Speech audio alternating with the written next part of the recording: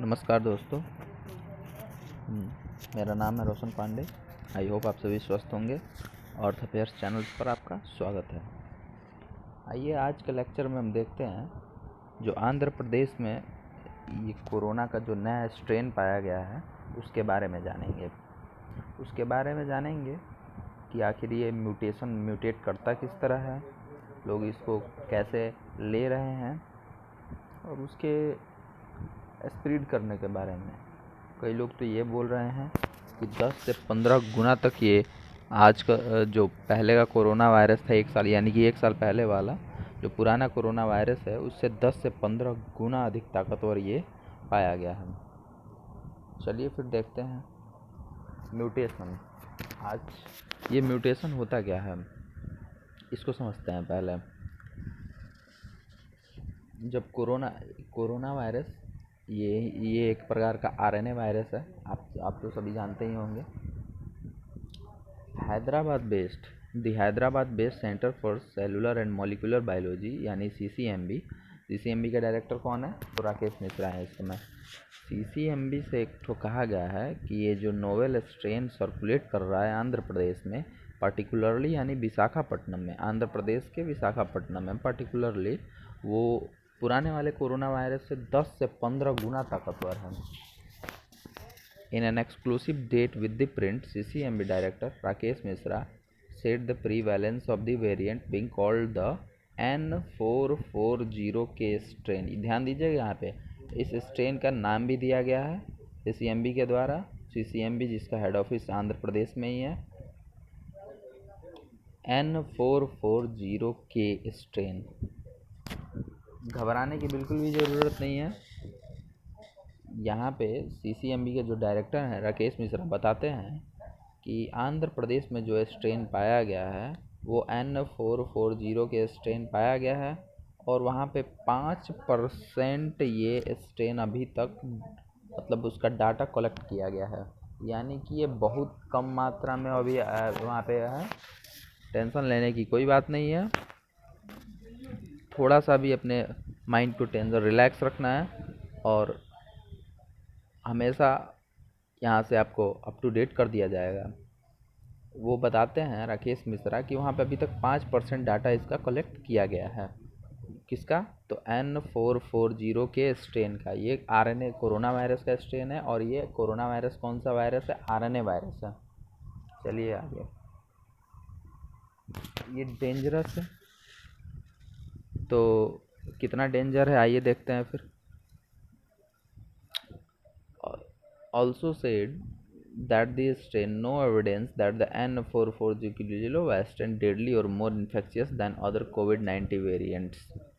CCMB के द्वारा ये भी बताया गया है कि इसका अभी तक ज़्यादा मात्रा में ज़्यादा मात्रा में नहीं पाया गया है, यानी कि कोई भी एविडेंस नहीं मिला है कि अभी तक ये ज़्यादा मात्रा में पाया जाए।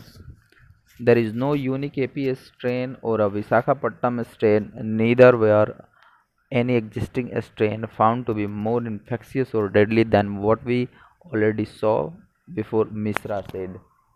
यहाँ पे राकेश मिश्रा बताते हैं कि यहाँ पे देखिएगा जो एपीएस स्ट्रेन है, एपीएस स्ट्रेन यानी कि जो यहाँ पे डायरेक्टली बोला जा रहा है, एपीएस स्ट्रेन किसको बोला जा रहा है? तो कोविड का जो नया वेरिएंट है जो कि विशाखापट्टनम में पाया गया है, स्पेशली इन विशाखापट्टनम में पाया गया है, उसको बोला गया N440 के स्ट्रेन उसको बोला गया है। ये वाकई में 10 से 15 गुना अधिक ताकतवर है, लेकिन दिमाग में बात ये रख के चलिएगा कि ये अभी तक ज़्यादा मात्रा में नहीं पाया गया है। अगर ये ज़्यादा मात्रा में फैल जाए तो आप समझ सकते हैं किस प्रकार की भयानक स्थिति भारत में पैदा हो सकती है। चलिए फिर N440 के इसका मतलब इसका यही नाम कैसे दिया गया? N440 के CCMB के द्वारा N440 के CCMB के द्वारा ये नाम आखिर दिया तो दिया गया कैसे गया?